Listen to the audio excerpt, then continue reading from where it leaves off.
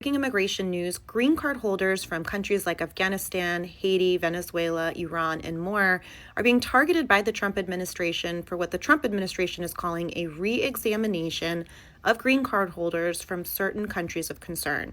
This new policy was announced in the wake of the shooting of National Guardsmen in D.C. by an Afghan national.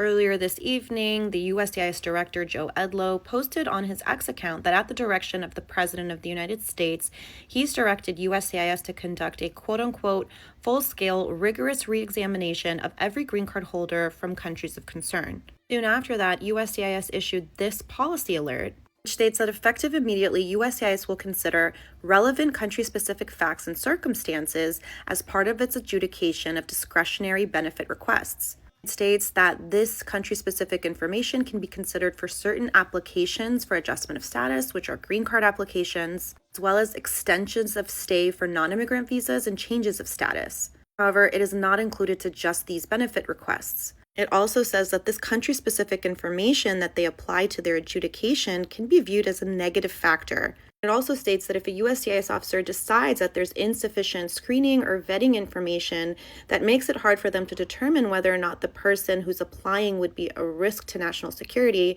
then they can consider that to deny the case. This will apply to any cases filed on or after November 27th, 2025, as well as any pending cases as of that date.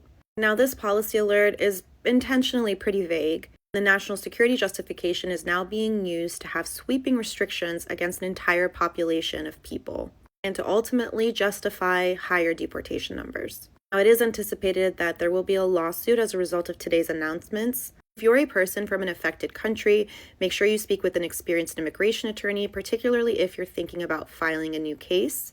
Also, be prepared for delays in your case and stay connected to legal advocacy groups who will be following this and more. And follow us for more immigration news and information.